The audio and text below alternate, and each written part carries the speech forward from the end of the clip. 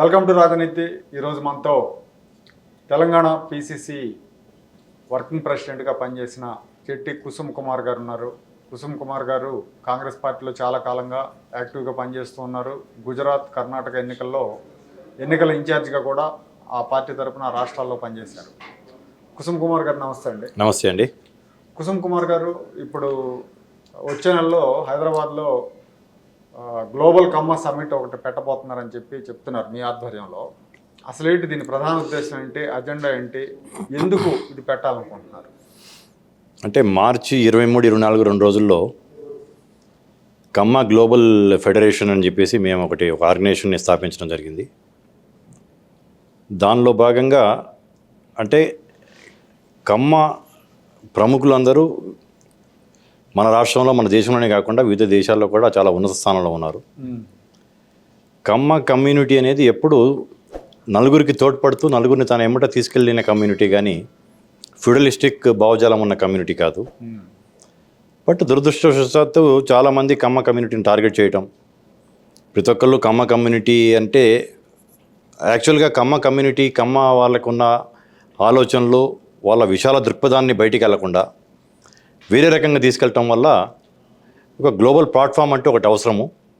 అంటే ప్రోగ్రెసివ్గా అందరినీ ఎమ్మట తీసుకెళ్ళగలిగి సొసైటీకి ఉపయోగపడిన కమ్యూనిటీ ఇది దేశమే కాకుండా వివిధ దేశాల్లో ఉన్న స్థిరపడి కూడా చాలా ఉన్నత స్థానంలో వెళ్ళి ఆ దేశాన్ని యొక్క అభివృద్ధికి కూడా తోడ్పడుతున్న కమ్యూనిటీ ఇది.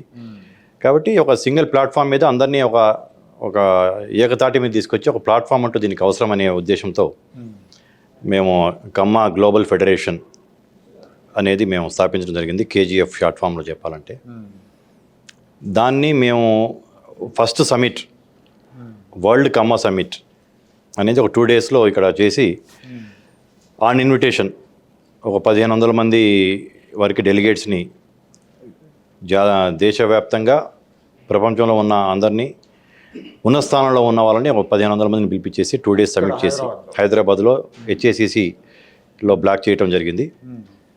దాంతోపాటు కమ్మ ఇన్వెస్ట్మెంట్ సమిట్ అనేది కూడా, అంటే ఒక డే అంతా కమ్మ వివిధ వర్గాల నుంచి ఉన్న స్థానంలో ఉన్న వాళ్ళందరినీ తీసుకురావటము, వాళ్ళతో మాట్లాడటము, ఇంట్రాక్షన్స్, వివిధ వర్టికల్స్ సెషన్స్ అనేది పెట్టడం జరుగుతుంది.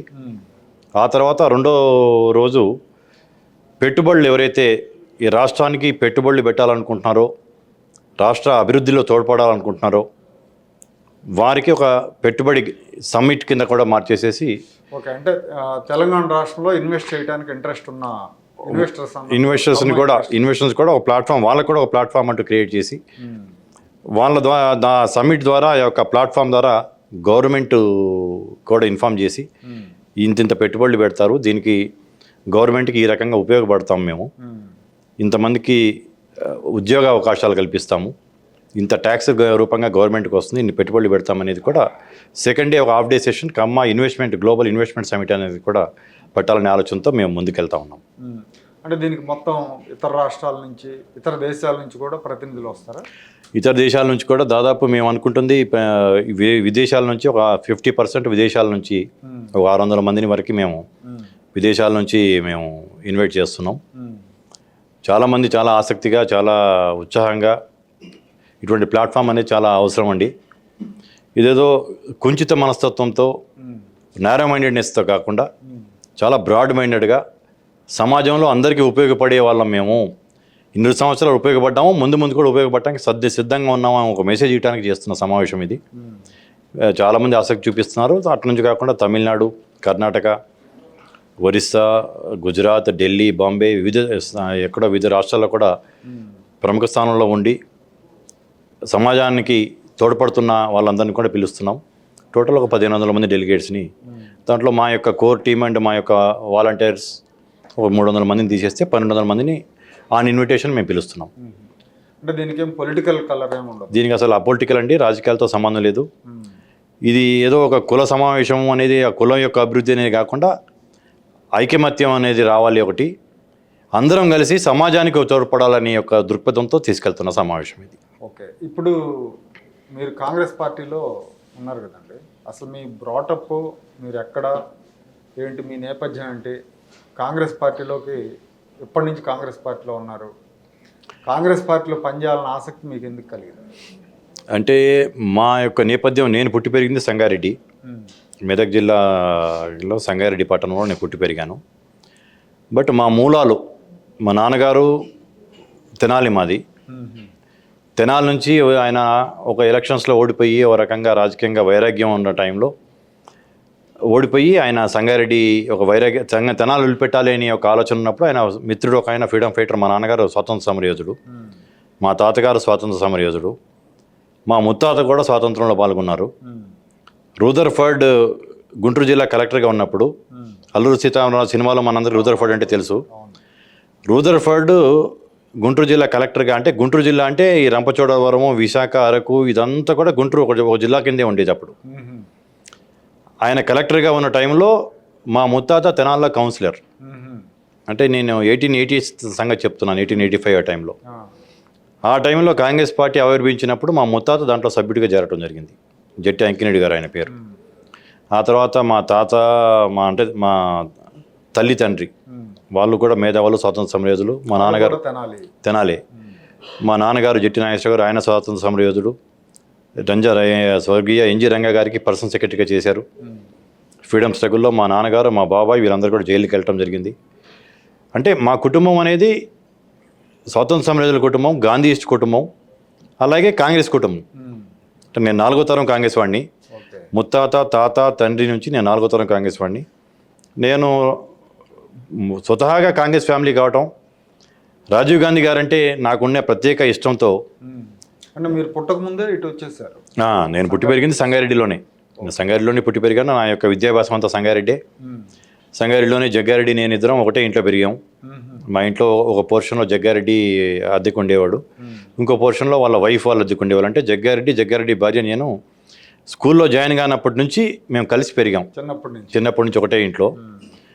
అట్లా నేను ఎన్ఎస్వై నాయకుడిగా ఎన్ఎస్వైలో ఎంటర్ అయిపోయి నా 18వ సంవత్సరంలోనే ఎన్ఎస్వై రాష్ట్ర స్థాయిలో, తర్వాత యువజన కాంగ్రెస్లో ఆటోమేటిక్గా రాష్ట్ర స్థాయిలో, జాతీయ స్థాయిలో పనిచేసి ఉమ్మడి రాష్ట్రంలో కార్యదర్శిగా, ప్రధాన కార్యదర్శిగా, తర్వాత తెలంగాణ సపరేట్ అయినాక ప్రధాన కార్యదర్శిగా, తర్వాత వర్కింగ్ ప్రెసిడెంట్ అనేది రాష్ట్రంలో 2వ ఉన్నత స్థానం పార్టీలో. ఉత్తమ్ కుమార్ రెడ్డి గారు ప్రెసిడెంట్గా ఉన్నప్పుడు నేను, రేవంత్ రెడ్డి గారు, పొన్నం ప్రభాకర్ గారు, మేము ముగ్గురం వర్కింగ్ ప్రెసిడెంట్స్గా ఉన్నాం.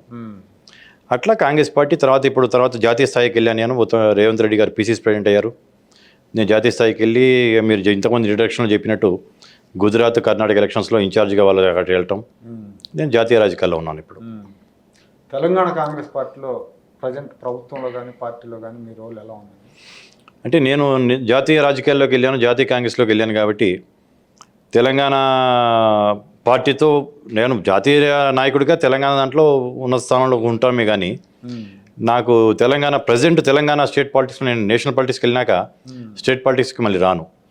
ఓకే, అయితే ఇక్కడ ఒక చిన్న ఇదండి, మీరు ముందు నుంచి కాంగ్రెస్ పార్టీలో ఉన్నారు, స్టూడెంట్ యూనియన్ దగ్గర నుంచి పనిచేసుకొచ్చారు, కానీ ఎక్కువ ఎక్స్పోజర్ ఎందుకు లేదు అంటే పరంగా కానీ, లేదంటే బయట పబ్లిక్లో కానీ? కుసుమ్ కుమార్ గారు అంటే తెర అనుకుని పనిచేసే వ్యక్తిగానే తెలుసు కానీ చాలా మందికి, తెర ముందు ఎప్పుడు అంటే దానికి కారణం ఏంటంటే నేను ప్రత్యక్ష ఎలక్షన్స్లో నిలబడే ఆసక్తి ఎప్పుడు లేకపోవటం. ప్రత్యక్ష ఎలక్షన్స్లో నిలబడితేనే ఓ రకంగా ఎక్స్పోజర్ అనేది వస్తుంది. ప్లస్ పబ్లిసిటీ కాన్షియస్ కూడా నేను కాదు. నేను వర్క్ మైండెడ్, వర్క్హాలిక్. నా పని నాకు అప్పచెప్పిన బాధ్యత నిర్వహించుకుంటున్నామే తప్పించి దాన్ని పబ్లిసైజ్ చేసుకోవాలని అనుకోలేదు. కాబట్టి నా యొక్క పార్టీ ఫంక్షన్స్లో ఈ రాష్ట్రమే కాకుండా పక్క రాష్ట్రాలు కావచ్చు, జాతీయ స్థాయిలో కాంగ్రెస్ పార్టీ యొక్క శ్రేణులకి, నాయకత్వానికి నేను పాపులర్. బట్ సాధారణ ప్రజలకి మీరు అన్నట్టు నేనే ఒక ఎలక్షన్ నిలబడి ఎమ్మెల్యేనో ఎంపీనో అయ్యి ఉంటే ఆటోమేటిక్గా పబ్లిక్కి తెలిసి ఉండేది. అంటే చాలామంది సీనియర్లుగా ఎక్స్పోజ్ అయి ఉన్నారు కదా, మీరు అందరితో కంపేర్ చేస్తే మీరు కూడా వాళ్ళందరికంటే సీనియర్ని, ఎందుకంటే 18 years నుంచి ఎన్ఎస్యూ నుంచి పనిచేస్తున్నారు కాబట్టి మధ్యలో వచ్చి కూడా సీనియర్లు అయిపోయారు. అవును, అదే కారణం. డైరెక్ట్ ప్రత్యక్ష ఎలక్షన్స్లో నిలబడకపోవటం వల్ల నాకు అంత పబ్లిసిటీ నేను చేసుకోవాలని అనుకోకపోవటం వల్ల పబ్లిసిటీ జరగలేదు. అది వాస్తవం, నాకు తెలుస్తుంది. తర్వాత అండి ఎట్లా ఉంది రేవంత్ రెడ్డి గారి పరిపాలన? మీరు దగ్గర నుంచి చూస్తూ ఉంటారు కదా గత 2 నెలలుగా. చాలా బాగుంది. అంటే రేవంత్ రెడ్డి గారితో నాకున్న పరిచయం, సంబంధం, మేమిద్దరం క్లాస్మేట్స్మి. అవునా? 89-92 మాది డిగ్రీ, బిఏ ఆఫీస్ మేనేజ్మెంట్ అనేవాళ్ళు అప్పుడు. ఆ తర్వాత దాన్ని బీబీఏ కింద మార్చారు. మేము చదివేటప్పుడు దాన్ని బీఏనే బ్రాకెట్లో ఆఫీస్ మేనేజ్మెంట్ అని ఓ అని పెట్టేవాళ్ళు. బీఏ పొలిటికల్ సైన్స్, బీఏ రకరకాలు ఉంటాయి కాబట్టి బీఏ ఆఫీస్ మేనేజ్మెంట్. దోమలగూడలో ఆంధ్ర విద్యాలయ ఉంది కదా, ఏవి కాలేజీలో మేము ఇద్దరం classmates, bench mates, very close friends. తర్వాత ఇద్దరం ఒకటేసారి వర్కింగ్ ప్రెసిడెంట్గా చేసాము. సో జయప్రకాష్ రెడ్డి గారితోనేమో చిన్నప్పుడు క్లాస్మేట్ కాదు, ఒక ఇంట్లో కలిసి పెరిగాం, స్కూల్లో క్లాస్మేట్స్ని. ఇక్కడికి వచ్చి రేవంత్ రెడ్డితో డిగ్రీలో క్లాస్మేట్ని, ప్లస్ నైబర్స్ని. ఇప్పుడు రేవంత్ రెడ్డి గారు నేను ఇప్పుడు జూబ్లీహిల్స్లో రోడ్ నెంబర్ 41లో నా ఇంటి ఎదురు ఆయన ఆఫీసు, నా ఇంటి వెనక తన ఇల్లు. ముఖ్యమంత్రి కూడా అక్కడే ఉంటున్నాడు. అంటే తను ప్రజలకు ఏమి అవసరమో, ఎప్పుడు ఏం అవసరం అవుద్ది, ప్రజలకు ఎలా ఉపయోగపడదాం అనుకునే టైప్ మనిషి. అంటే జనగా రాజకీయ నాయకులు అందరూ అట్లాగే అని చెప్తుంటారు. ఇప్పుడు వచ్చినాక ఒక మెచ్యూరిటీ లెవెల్ వచ్చిన తర్వాత, రాజకీయాల్లో ఒక స్థానం వచ్చిన తర్వాత ఏది మాట్లాడాలి, ఏది మాట్లాడితే బయటికి పబ్లిసిటీ బాగా ఉంటుంది, ఇమేజ్ పెరుగుద్ది అనేది ఆలోచించి మాట్లాడటం అలవాటు ఉంటుంది. విద్యార్థి దశలో ఉన్నప్పుడు ఇటువంటి ఆచిచూచి మాట్లాడాలి, బ్యాలెన్స్గా మాట్లాడాలి అనేది ఉండవు. ఓపెన్గా ఉన్నట్టు ఫ్రెండ్స్ అనేటప్పకల్లా ఓపెన్గా మాట్లాడుకుంటూ ఉంటాం. అప్పటి నుంచి కూడా ఒక డెడికేషన్, ఒక కమిట్మెంట్ ఉన్న మనిషి అండి. అంటే చాలామందికి తెలియని విషయం ఏంటంటే ఈజ్ ఎక్సలెంట్ ఆర్టిస్ట్. మైక్రోసాఫ్ట్ వాళ్ళు కంప్యూటర్లో తెలుగు లిపి రాసేటప్పుడు రేవంత్ రెడ్డి గారిని కూడా అప్రోచ్ అవ్వటం జరిగింది. ఆ టైంలో తను అమెరికా వెళ్ళటము, ఏదో బిజినెస్ పరంగా ఇది కావటం టైం ఇవ్వలేదు. అదర్వైజ్ మైక్రోసాఫ్ట్లో తెలుగు లిపి రేవంత్ రెడ్డి గారికి రాసే అవకాశం వచ్చేది. అంటే అంత నిష్ణాతుడు, అతని ముత్యాల్లాగా ఉంటాయి తన యొక్క దస్తూరి. ఆ తర్వాత బాపు గారిని తీసుకొని బాపు గారితో తెలుగు లిపి రాపించుకోవడం జరిగింది. ఈజ్ కమిటెడ్, నమ్మిన వాళ్ళ కోసం ఏదైనా కష్టపడదామనే తత్వం ఉన్న మనిషి. ఏ వర్గానికి ఏ అవసరాలు ఉన్నాయో తెలియదు, ఎందుకంటే రైతు కుటుంబం నుంచి వచ్చిన ఆయన కాబట్టి తను కూడా రైతులకి చూసుకుంటూ వచ్చాడు. తను కూడా రైతుగా వాళ్ళ నాన్న, వాళ్ళ పెద్ద కుటుంబం, 7 అన్నదమ్ములు, ఒక సిస్టరు.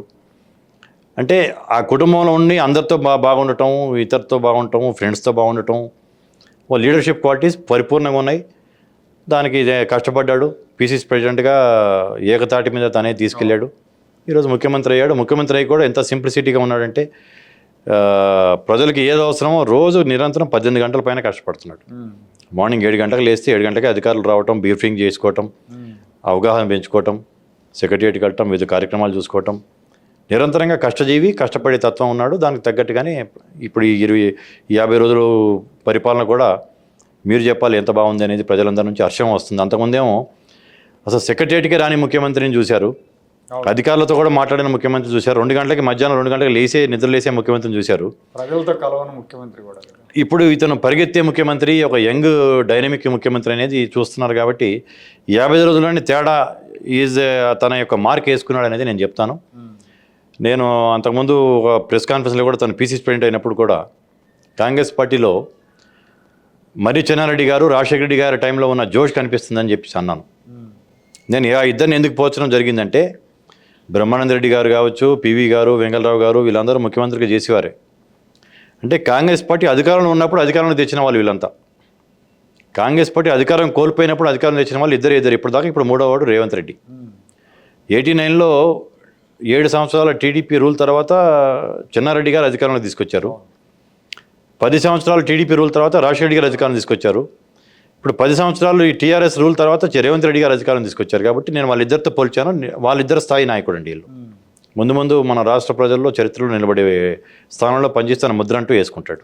తర్వాత అండి ఇప్పుడు ఆయన పీసీసీ ప్రెసిడెంట్ అయినప్పుడు చాలామంది సహాయ నిరాకరణ చేశారు. సీనియర్లు కాడి కింద వేసిన వాళ్ళు ఉన్నారు, అతనికి ఇచ్చేది ఏంటని అసంతృప్తిగా, పార్టీ కార్యకలాపాల్లో సరిగా పార్టిసిపేట్ చేయని వాళ్ళు కూడా ఉన్నారు. ఇప్పుడు వీళ్ళు సహకరిస్తున్నారా ముఖ్యమంత్రి గారు? అంటే కాంగ్రెస్ పార్టీ ఏంటంటే అండి, ఇది ఒక సముద్రం లాంటిది. ఎవరైనా కొత్త వాళ్ళు ఎవరైనా వచ్చేసేసి తనకంటే పై స్థానంలోకి వెళ్ళాలనుకుంటున్నప్పుడు వాళ్ళకి అదే మాకు అవకాశాలు ఇంకెవరో వచ్చి లాక్కుంటున్నాడు అనే యొక్క భావన కలగటం అనేది క్వైట్ న్యాచురల్. కాంగ్రెస్ పార్టీలో గ్రూపులు అనేది కూడా అసహజమేం కాదు, సహజమే అది. మహాత్మా గాంధీకి, సుభాష్ చంద్రబోస్ గారికి కూడా చిన్న అభిప్రాయ భేదాలు వస్తుండేవి. అంటే వారి యొక్క ఆలోచనల ధోరణి, ఈయననేమో శాంతియుతంగా తీసుకెళ్లాలనేది, ఆయననేమో కొట్లాడి తీసుకొచ్చాలనే దాని మీద. బట్ వాళ్ళిద్దరికి ఒకళ్ళు గౌరవించుకుంటారు ఉండేవాళ్ళు. మహాత్మా గాంధీ గారిని సుభాష్ చంద్రబోస్ గారు గౌరవించేవారు, ఈయనని ఆయన గౌరవించేవారు. అట్లా నేనంటే ఆ సంగతి ఎందుకు చెప్తున్నానంటే కాంగ్రెస్ పార్టీలో ఈ గ్రూపులు ఇవన్నీ సహజం. అంటే మీకు మహాభారతంలో ఒక సంగతి చెప్తాను. కాగల కార్యం గంధర్వులు తీర్చారని చెప్పేసి ఒక పదం ఉంది. చాలామంది వినే ఉంటారు. ఆ పదం ఎక్కడ పుట్టిందని చాలామందికి తెలియకపోవచ్చు. అరణ్యవాసం చేస్తున్నప్పుడు పాండవులు వీళ్ళని గేలి చేద్దామని కౌరవులు వచ్చేసేసి వీళ్ళేమో సాధారణ జీవితం గడుపుతూ ఉంటే వాళ్ళు డార్బాల్తో ఇచ్చేసేసి ఇది చేస్తూ ఉన్నప్పుడు ఒక గంధర్వులతో వాళ్ళకి యుద్ధం జరుగుద్ది. గంధర్వులు వీళ్ళని ఓడగొట్టేసేసి తీసుకెళ్తుంటారు. అది వచ్చి నకులుడు వచ్చి మా ధర్మరాజుకి చెప్పినప్పుడు భీముడు నవ్వుతూ కాగల కార్యం గంధర్వులు తీర్చారు, మనమే వాళ్ళని ఓడగొట్టేసి వాళ్ళని అవమానిస్తాం అనుకుంటే గంధర్వులు ఆ పని చేశారని చెప్పేసి అన్నప్పుడు ధర్మరాజు ఒక మాట మాట్లాడతాడు. మనలో మనకి వచ్చినప్పుడు వాళ్ళు 100 మనం 5, కానీ బయట వాడితో వచ్చినప్పుడు మనం 105 అనేది. అలాగే కాంగ్రెస్ పార్టీలో మాకు ఎటువంటి అభిప్రాయ భేదాలు ఉన్నా, ఆధిపత్య ధోరణులు ఉన్నా, when we're fighting against somebody third person మేమందరం కలిసి పోరాటం చేయడం అనేది కాంగ్రెస్ పార్టీలో ఉన్న నైజం. అది మనం కూడా అందరం కలిసి ఒక తాటి మీదకి వచ్చి పోరాటం చేసాం. సమిష్టి నిర్ణయం రేవంత్ రెడ్డి గారు దాన్ని లీడ్ చేశారు. మిగతా నాయకులు అందరూ కూడా కలిసి పనిచేయడం వల్ల సమిష్టి కృషి, సమిష్టి విజయాన్ని ఇప్పుడు అందరూ సమిష్టిగానే దాన్ని పంచుకొని బాధ్యతలు తీసుకుంటా ఉన్నారు. ఇప్పుడు మీరేమో అందరం కలిసి పనిచేస్తామని చెప్తున్నారండి. ప్రత్యర్థులు వచ్చినప్పుడు మేమంతా ఒకటే, లోపల ఎన్ని అభిప్రాయ భేదాలు ఉన్నా కూడా. సీఎం గారు ఇటీవల ఉదాహరణ ఏంటంటే కాళేశ్వరం ప్రాజెక్టుకి సంబంధించి మేడిగడ్డ బ్యారేజ్ కుంగిపోయింది, పగుళ్ళు వచ్చినాయి. సో అసలు మొత్తం ఈ కాళేశ్వరమే బూటకం అనేది కొంతమంది అభిప్రాయం. నీటిపారుదల రంగ నిపుణులు కూడా చెప్పేది ఏంటంటే దీనివల్ల నష్టం ఎక్కువ, లాభం కంటే అంటున్నారు. కాగ్ కూడా అదే ఇచ్చింది. కాళేశ్వరం వల్ల ఎలాంటి ఉపయోగం లేదు, దీని నిర్వహణ ఖర్చు చాలా అవుతుంది, పర్ ఏకర్ 34,000 కోట్లు ఎంత 34,000 రూపాయలు అవుతుంది అని చెప్పి కాగ్ రిపోర్ట్ ఇచ్చింది. ఈ పరిస్థితుల్లో మొత్తం కాళేశ్వరం ప్రాజెక్ట్ మీదే ఎంక్వైరీ చేయండి అని చెప్పి సీఎం గారు ఇరిగేషన్ అధికారులను ఆదేశించారు. అయితే ఒక డీటెయిల్డ్ రిపోర్ట్ ఇమ్మని. ఇరిగేషన్ మినిస్టర్ గారేమో మొత్తం అవసరం లేదు, ఓన్లీ మేడిగడ్డ వరకే ఇచ్చేయమని చెప్పారని ఇవాళ పత్రికల్లో వార్తలు వచ్చినాయి. అంటే ఇద్దరు కొంత ఈ విషయంలో భిన్నాభిప్రాయంతో ఉన్నారని అనుకోవచ్చా? అటువంటిది ఏం లేదు. దాని గురించి నేను డీటెయిల్గా చెప్తాను. ఆ రోజు రాజశేఖర గారు జలయజ్ఞంలో భాగంగా డాక్టర్ బాబాసాహెబ్ అంబేద్కర్ ప్రణీత చేవెళ్ళ అనేది ప్రాజెక్ట్ తీసుకొచ్చారు. 80% పనులు అయిపోయినాయి. కాంగ్రెస్ ప్రభుత్వం 10 ఏళ్లలో దాన్ని ముందుకు తీసుకెళ్లారు. రోసే గారు తీసుకెళ్లారు, కిరణ్ కుమార్ రెడ్డి గారు తీసుకెళ్లారు. 80% పనులు అయిపోయిన దాన్ని ఇతను రాగానే రీడిజైన్ పేరు మీద, అంటే కొత్త ప్రాజెక్టు అని కొత్త నిధులు సమీకరించాలి, దానివల్ల దోచుకోవాలనే ఒక దృక్పథంతో రీడిజైన్ అని చెప్పేసి ప్రాణిత చేవెళ్ళ అనే ఒక పేరు తీసేసేసి కాళేశ్వరం అనేది ఒక పేరు పెట్టి చేయడం జరిగింది. ప్లేస్ కూడా మార్చారు. ప్లేస్ ఆ రోజు తమిడిహట్టి కాడ పెట్టామనుకుందాన్ని తీసుకొచ్చేసి ఇక్కడ అన్నారం దగ్గర పెట్టడం జరిగింది. అంటే గ్రావిటీతో వచ్చే నీళ్ళని గ్రావిటీతో కాకుండా లిఫ్ట్ ఇరిగేషన్ తోట పంపింగ్ చేసి తీసుకొద్దామన్నా దానికి చాలా వ్యయ ప్రయాసాలు, కరెంటే ఎన్నో ఇదవుతుంది. 2 సార్లు పంపింగ్ చేసేసి ఆ డ్యామ్ నింపాడు. తర్వాత వరదలు వచ్చేసేసి ఆ డ్యామ్లో నీళ్లు బయటికి వదిలేశాడు. అంటే కొన్ని కోట్ల రూపాయలు, 100 కోట్ల రూపాయలు కరెంటు బిల్స్ అనేది ప్రజల యొక్క ధనం అనేది నీటి పాలు చేసేసాడు.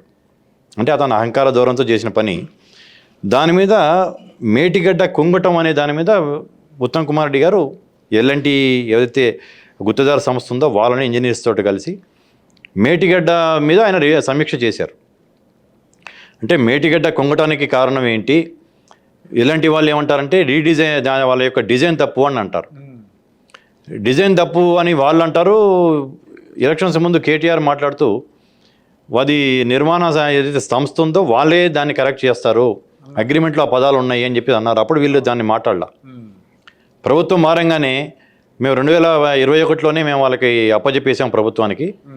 అప్పచెప్పేసిన తర్వాత ఒక 1-2 ఇయర్స్ వరకే మా యొక్క బాధ్యత ఉంటుంది. 2 ఇయర్స్ కూడా టైం దాటిపోయింది. అంటే 2023 మార్చితో మేము అప్పచెప్పిన తర్వాత కూలింగ్ పీరియడ్ ఆ 2 ఇయర్స్ కూడా దాటిపోయింది. మాకు దానికి మీద ఎటువంటి సంబంధం లేదు. డిజైన్ చేసింది మేము కాదు, డిజైన్ ఇచ్చింది గవర్నమెంట్. ఈ డిజైన్ మీద కట్టమన్నారు, మేము కట్టేసాం. 2 ఏళ్ళు నడిచింది, వరదలు కూడా తట్టుకుంది అనేది వాళ్ళు మాట్లాడారు. అంటే ఎలక్షన్ల ముందు కేటీఆర్ మాట్లాడినప్పుడు ఆ టైంలో ఎల్ఎన్టీ వాళ్ళని కూడా ఆ యొక్క సమావేశంలో కూర్చోబెట్టుకొని మాట్లాడిన మాట అప్పుడు ఒప్పుకున్నారు. అప్పుడు దీన్ని కంట్రడిక్ట్ చేయాల, అంటే సైలెంట్గా ఉన్నారు. ఇప్పుడు నేను ఒక మాట మాట్లాడుతున్నప్పుడు పక్కన ఉన్న ఇంజనీర్ దాన్ని మాట్లాడినప్పుడు అంటే దాన్ని అతను కూడా దాన్ని ఆమోదించినట్టే అవుతుంది. అప్పుడు మాట్లాడకుండా ఎలక్షన్స్ అయిపోయినాక గవర్నమెంట్ వారంగానే మాకు సంబంధం లేదని చెప్పేసి మీరు లెటర్ ఇవ్వడం అనేది తప్పు అనేది మేటిగొడ్డ ప్రాజెక్ట్ యొక్క ఎట్లా కుంగటానికి కారణము, అన్నారంలో జరిగింది ఏంటి అనే దీని మీద ఆయన సమీక్ష చేశారు. కాబట్టి దాని మీద ఎంక్వైరీ చేయమని చెప్పేసి ఉత్తమ్ కుమార్ గారు మాట్లాడడం జరిగింది. అంటే టోటల్ తమ్మిడిహట్టి కాడ నుంచి డిజైన్ చేసేసి ఇక్కడ మార్చి వ్యాప్కోస్ అనే సంస్థ అవును. అప్పుడు ఇచ్చిన డిజైన్ని కాదని చెప్పేసి మార్చి నువ్వు ప్రాణిత చెవిలను తీసేసి కాళేశ్వరం చేసి 80,000 కోట్లని దాన్ని తీసుకెళ్ళి ఇంకా 1,50,000-80,000 కోట్లకు తీసుకెళ్ళి దాంట్లో ఎంత దోచుకున్నాడు అనే దాని మీద సమగ్ర విచారణ చేయాలని రేవంత్ రెడ్డి గారు అన్నారు. అంటే ఉత్తమ్ కుమార్ రెడ్డి గారు పిలిచింది ఆ రోజు రివ్యూ మీటింగ్ పిలిచింది మేటిగడ్డ కుంకటం మీద. రేవంత్ రెడ్డి గారు పిలిచింది అసలు రీడిజైన్ చేసి ప్రాణిత చెవిలని మార్చి కాళేశ్వరం అనే ప్రాజెక్ట్ ఎందుకు చేశారనే దాని మీద ఆయన అన్నారు. కాబట్టి ఆయన అన్నది ఆయన పిలిచిన సమీక్షకి దేంట్లో దాన్ని బట్టి ఆయన మాట్లాడారు. ఓవరాల్గా చెప్పొద్దామని ఈయన మాట్లాడారు. కాబట్టి దాంట్లో ఆయన ఒకటి అన్నారు ఈయన ఒకటి అన్నారని మీడియా దాన్ని వ్యక్తీకరించి అంటే మంత్రి ఒక మాట మాట్లాడుతున్నాడు, ముఖ్యమంత్రి ఇంకో మాట మాట్లాడుతున్నాడు అనేది వచ్చింది. కానీ మంత్రి పెట్టిన సమీక్షలో భాగంగా ఏంటి, మేటిగడ్డ మీదే సమీక్ష. రేవంత్ రెడ్డి గారు పెట్టిన సమీక్ష ఏంటంటే రీడిజైన్ మీద, ప్రాణిత చేవెళ్ళ మీద, కాళేశ్వరం ప్రాజెక్ట్ ఓవరాల్ ఆ డిజైన్ మీద పెట్టారు. కాబట్టి రెండు రకాలుగా బయటకు వచ్చినాయి. కానీ ఇది అది రెండు ఒకటే. కాళేశ్వరం యొక్క సమగ్ర విచారణలోనే మేటిగడ్డ విచారణ కూడా పార్ట్ ఆఫ్ దట్ కాళేశ్వరం. అంటే ఇక్కడ అనుమానాలు రావడానికి కారణం ఏంటంటే ఎలక్షన్స్ అప్పుడు కూడా ఉత్తమ్ కుమార్ రెడ్డి గారికి మల్లు బట్టి విక్రమార్క గారికి వీళ్ళిద్దరికి కూడా కేసీఆర్ సపోర్ట్ చేశారు ఇండైరెక్ట్గా అనేది ఉందండి. అందులో నిజమంతా అబద్ధమంతా తెలియదు. కానీ వాళ్ళిద్దరికీ ఉత్తమ్ కుమార్ రెడ్డి గారి మీద పోటీ చేసిన అభ్యర్థికి, మల్లు బట్టి మీద పోటీ చేసిన లింగాల కమల్ రాజుకి ఇద్దరికి కూడా డబ్బులు పంపలేదు. కమల్ రాజు తాలూకా వాళ్ళు బయటపడి చెప్పారు మీడియాతో కూడా, మాకు డబ్బులు పంపించలేదు, పార్టీ మేము ఇబ్బంది పడుతున్నాం అని. సో ఈ నేపథ్యంలో వాళ్ళు కొంత అంటే కేసీఆర్కి ఫేవర్గా ఉండొచ్చేమో, ఉంటారేమో అనే అనుమానాలు కూడా ఉన్నాయి, జనంలో కూడా ఉన్నాయి. ఫ్యాక్ట్ అది. సో ఇప్పుడు మీరు చెప్పేదాన్ని బట్టి అలాంటిదేం లేదంటారు. అంటే ఇప్పుడు కేసీఆర్ ఒక పార్టీ అధ్యక్షుడు, ముఖ్యమంత్రి మొన్నటిదాకా, మాది ఇంకో పార్టీ. అంటే ప్రతి ఒక్క సీట్ అనేది కాంగ్రెస్ పార్టీ గెలిస్తే ప్రభుత్వం వస్తామని మేము ఉంటుంది, ప్రతి ఒక్క సీటు గెలిస్తేనే అధికారం నిలబెట్టుకోగలటామని అతనికి ఉంటుంది.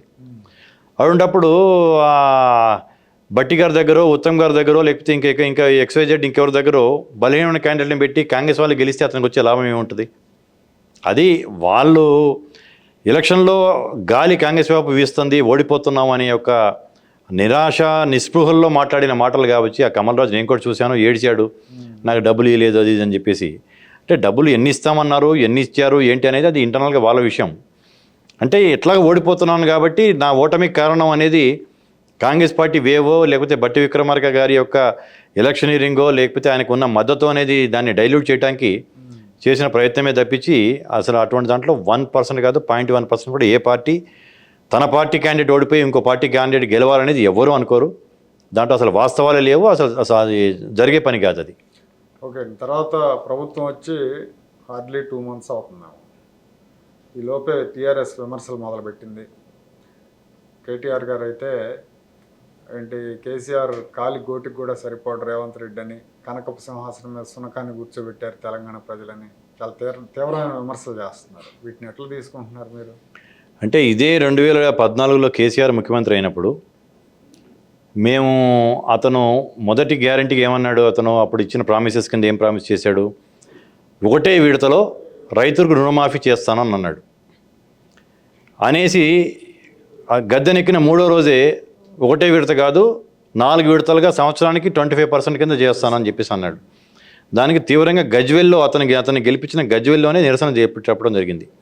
దానికి మేము విమర్శిస్తే అన్నప్రాసన రోజే ఆవకాయ తింటాడు ఎవడైనా, ఇప్పుడే పుట్టిన బిడ్డ ఇంకా నడవటం కూడా చేత కాలేదు, అప్పుడే వీళ్ళు విమర్శలు చేస్తున్నారు అని మాట్లాడిన మనిషి, మేము అధికారంలోకి వచ్చి 2 నెలలు కూడా కాలేదు, మేము ఇచ్చింది కూడా 6 గ్యారంటీలు అనేది 100 రోజుల్లో చేస్తామన్నాము. మొదటి 3 రోజుల్లోనే 2 గ్యారంటీలు చేసాము, మిగతా 2 గ్యారంటీలు కూడా ఇంకా చేయబోతున్నాము. 100 రోజుల్లో డెఫినెట్గా చేసి చూపిస్తాము. అంటే 100 రోజులు అవ్వలేదు, 100 రోజులు అవ్వకముందే విమర్శలు. అంటే అదే నేను అంటుంది, తనకి అప్పుడు నువ్వు ఎలక్షన్లు ఇచ్చిన హామీని ఎందుకు నెరవేర్చలేదని మేము మాట్లాడితే, అన్నప్రాసన రోజు ఆవకాయ తింటాడా అనేది మాట్లాడిన వ్యక్తి ఈరోజు మేము 4 రోజులు కాకముందే విమర్శలు చేసేసి గవర్నమెంట్ పడిపోద్దని కడియం శ్రేయరి మాట్లాడతాడు. తనకు వచ్చిన తెలుగు ప్రావీణ్యం ఉన్నట్టు కనకపు సింహాసనం అనేది ఆ పద్యం ఏదో బట్టి వచ్చేసేసి కేటీఆర్ మాట్లాడతాడు. అంటే మేము ఏది చేయట్లేదు. ఇప్పుడు ప్రజల నుంచి ఎంత స్పందన వస్తుంది కాంగ్రెస్ పార్టీకి, వాళ్ళ పార్టీ కూడా 5 ఏళ్ల తర్వాత నేను చెప్తున్నాను, ఈరోజు ఆన్ రికార్డ్ చెప్తున్నాను మీకు, నెక్స్ట్ ఎలక్షన్స్ 2029 జరగబోయే ఎలక్షన్స్, 28 కానీ 29 జరగబోయే ఎలక్షన్స్ కాంగ్రెస్ బీజేపీ మధ్య ఉంటాయి. బీఆర్ఎస్ పార్టీ అనేది సస్టైన్ చేయలేదు, ఆ పార్టీ ఉనికి కోల్పోద్ది నెక్స్ట్ దాంట్లో, ఆ భయంలో పడ్డారు వాళ్ళు. కాబట్టి ఏదో ఒకటి అంటే అహంకారంతో రాజ్యాంగాన్ని తన చేతిలో తీసుకొని ఒక రాజులాగా ప్రవర్తించిన వాళ్ళు ఈరోజు అధికారం కోల్పోయేటప్పటికల్లా వాళ్ళు డైజెస్ట్ కావట్లా వాళ్ళకి. చాలా తీవ్రంగా విమర్శిస్తున్నారు. కేటీఆర్ యొక్క అహంకారం అనేది ప్రజలు ఎన్నుకున్న ముఖ్యమంత్రి కాదు, 50 కోట్లు ఇచ్చి తెచ్చుకున్నాడని. అవును, ప్రజలు గెలిపించిన ముఖ్యమంత్రి, 64 సీట్లు ఇచ్చారు, ప్రజలు ఎన్నుకున్న ముఖ్యమంత్రి ఆయన. నువ్వు మోస్ట్ లేజియెస్ట్ చీఫ్ మినిస్టర్ అని ఉన్నారు అంటే ఈ ప్రపంచ చరిత్రలో చీఫ్ మినిస్టర్ కేసీఆర్. నువ్వు ప్రజలకి రావు, ప్రగతి భవన్ రావు, నువ్వు వీళ్ళు మాత్రం మాట్లాడటం అనేది రేపు పార్లమెంట్ ఎలక్షన్స్లో మాకు 14 స్థానాల పైన గెలవబోతున్నాం.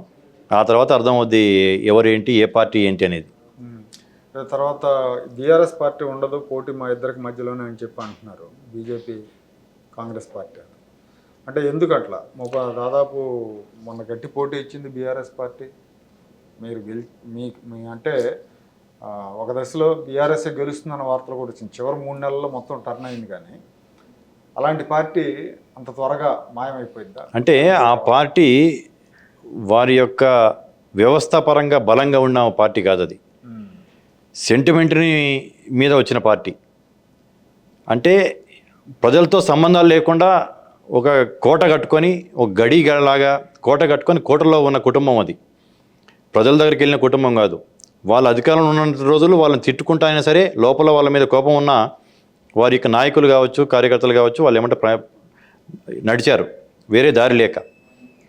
అధికారం లేనప్పుడు వాళ్ళ నైజం ఏంటి, ఇన్ని రోజులు 10 ఏళ్ళు వాళ్ళు ప్రజల్ని ఎట్లా చూశారు. ఒక మంత్రి పేరు చెప్పడం బాగుండదు అని రికార్డుగా.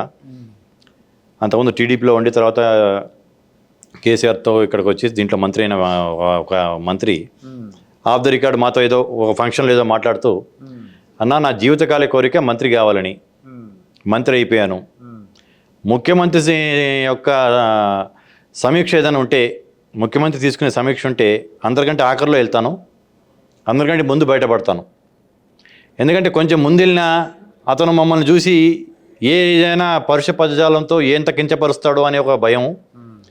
సమీక్ష అయిపోయినా కూర్చున్నా కానీ చూసినాక నన్ను ఏమైనా అంటాడేమో, అందరి ముందు అధికారుల ముందు వాళ్ళ ముందు పరుగు పోద్దేమని ఆఖరిలో వెళ్ళటం, ముందు బయటకు రావడం చేసేవాడిని అని చెప్పేసి అన్నాడు.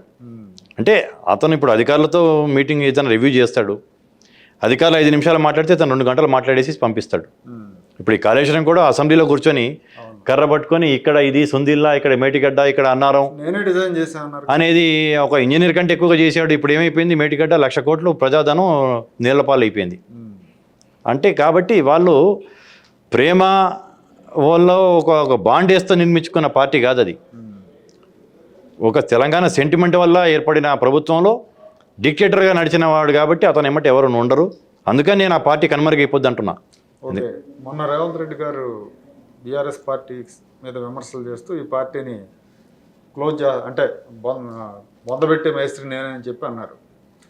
దాని మీద హరీష్ రావు గారు వీళ్ళంతా కూడా టీఆర్ఎస్ నాయకులు సీఎం పదవికున్న హోందాతనాన్ని రేవంత్ రెడ్డి గారు దిగజార్చారు. అసలు సీఎం పదవి ఎంత హోందాగా ఉండాలి, సీఎం ఎంత హోందాగా ఉండాలి అని చెప్పి మాట్లాడారు. అంటే హరీష్ రావుకి ఒకసారి వెనక్కి తిరిగి చూసుకుంటే కేసీఆర్ ఎటువంటి పదజాలం వాడాడు అనేది తెలుస్తుంది. ఉద్యమంలో మాట్లాడింది కాదు, ముఖ్యమంత్రి అయినాక TV9, ఆంధ్రజ్యోతి యొక్క ఈ మీడియా సంస్థల్ని 100 కిలోమీటర్ల లోపల బొంద పెడతాను వీళ్ళు అని చెప్పేసి 2 మీడియా సంస్థని బ్యాన్ చేయమన్నాడు. అంటే అతను మాట్లాడిన మాటలు మరి దాన్ని అప్పుడు ఎందుకు నువ్వు మాట్లాడలేదు? మావా, నువ్వు ఇట్లా మాట్లాడటం తప్పు, నువ్వు ముఖ్యమంత్రి స్థానం ఉన్నావు, ఉద్యమ నాయకుడు కాదు నువ్వు. ఈరోజు ఒక మీడియాని అట్లా నువ్వు అంటాం తప్పు అని చెప్పేసి అతను ఎందుకు మాట్లాడలేదు? అది మర్చిపోయినట్టున్నాడు హరీష్ రావు. ఇప్పుడు మీ ద్వారా నేను అతనికి గుర్తు చేయదలుచుకున్నా. రేవంత్ రెడ్డి ఏమన్నాడు, కాంగ్రెస్ పార్టీ 2 నెలల్లో పడిపోతుందని కడియం శ్రీ మాట్లాడతాడు, పార్లమెంట్ తర్వాత వచ్చేస్తున్నారని చెప్పేసి మాట్లాడతాడు, మనదే అధికారం అంటాడు. అంటే ప్రజాస్వామ్యం మీద విలువ ఉన్నాడు ఎవడైనా సరే.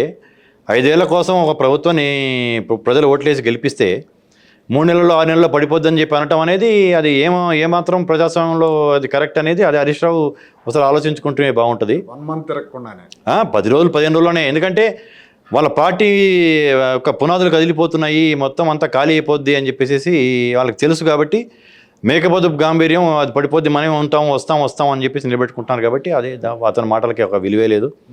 కేసీఆర్ ఏం మాట్లాడారు, ఇదే ఆంధ్రజ్యోతి TV9 మీకు గుర్తుండే ఉంటుంది, మీరు జర్నలిస్టు, 100 కిలోమీటర్ల బొంద పెడతానన్నాడు. నేను అప్పుడు ఏబిఎన్లోనే ఉన్నా. మరి అది కరెక్టా? హరీష్ రావు గుర్తు చేయండి.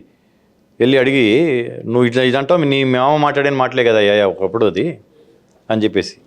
తెలంగాణలో ఉన్న ఆంధ్ర మూలాలు ఉన్న వాళ్ళ కోసం కాంగ్రెస్ ప్రభుత్వం అంటే మీ పార్టీ ఏమైనా ప్రణాళిక ఉందా? వీళ్ళకి రాజకీయంగా ఏమైనా ప్రాధాన్యత ఇచ్చే అవకాశాలు కానీ ఇలాంటివి? ఎందుకంటే గతంలో మనం చూసాం ఉద్యమ పార్టీ టీఆర్ఎస్ పార్టీ ఎమ్మెల్యేల పరంగా కానీ కార్పొరేటర్ల పరంగా కానీ హైదరాబాద్లో కొన్ని మున్సిపల్ కార్పొరేషన్స్లో జిల్లాల్లో కూడా కొంతమందికి ఆంధ్ర మూలాలు ఉన్న వాళ్ళకి అవకాశం ఇచ్చింది. మీరు ఎలా ఇది చేయబోతున్నారు? సిగ్నిఫికెంట్ ఇది ఉంది కాబట్టి వాళ్ళ పర్సంటేజ్. అంటే మీరు అన్నట్టు 17% కాదు, ఇక్కడ ఆంధ్ర మూలాల్లో ఉన్న వాళ్ళందరూ 25% ఉంటారు దాదాపు తెలంగాణలో. మాది జాతీయ పార్టీ. మాకు జాతీయ పార్టీలో అన్ని రాష్ట్రాలు, అన్ని మతాలు, అన్ని కులాలు, అన్ని ప్రాంతాల వాళ్ళకి చూసే పార్టీ ఏ జాతీయ పార్టీ అయినా అందరినీ సమానంగా చూస్తుంది. మాది అంతకుముందు ఈ టీఆర్ఎస్ అనేది ఉప ప్రాంతీయ పార్టీ. రాష్ట్ర విభజన జరగకముందు సబ్ రీజనల్ పార్టీ, రాష్ట్ర విభజన అయినాక రీజనల్ పార్టీ. రీజనల్ పార్టీ నుంచి నేను ఏదో భారత రాష్ట్రానికి ఇది చేస్తానని పేరు మార్చుకొని ఏదైతే తెలంగాణ సెంటిమెంట్ కోసం తెలంగాణ అని పెట్టేశాడో ఆ తెలంగాణ సెంటిమెంట్నే పక్కన పెట్టేశాడు. ఏదో పగటి కళలు కన్నాడు అనుకోండి, దాంతోనే బొక్కబర్లు పడ్డాడు. కాంగ్రెస్ పార్టీ ఒక సెక్షన్కి అనేది కాకుండా అందరికీ కలిసి ఒక ప్రణాళిక ఉంటుంది.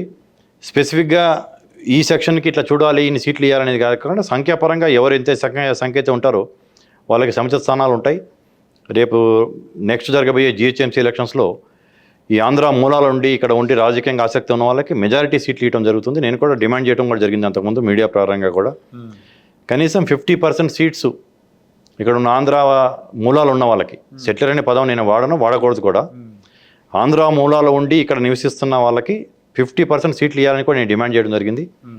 ఎవరైతే ఆసక్తిగా ఉండి ముందుకు వస్తారో డెఫినెట్లీ వాళ్ళకి జిహెచ్ఎంసీ ఎలక్షన్స్లో కావచ్చు, నెక్స్ట్ కార్పొరేషన్ చైర్మన్స్లో కావచ్చు, వాళ్ళందరికీ సముచిత ప్రాధాన్యం బీఆర్ఎస్ పార్టీ కంటే కూడా ఎక్కువ ప్రాధాన్యం ఉంటుందని చెప్పేసి నేను చెప్పగలను.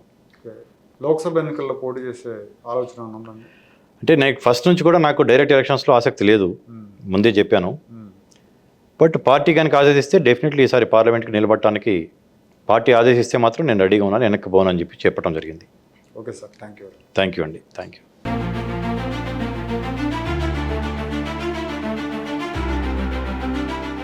Like, share and subscribe to Rajaniti channel.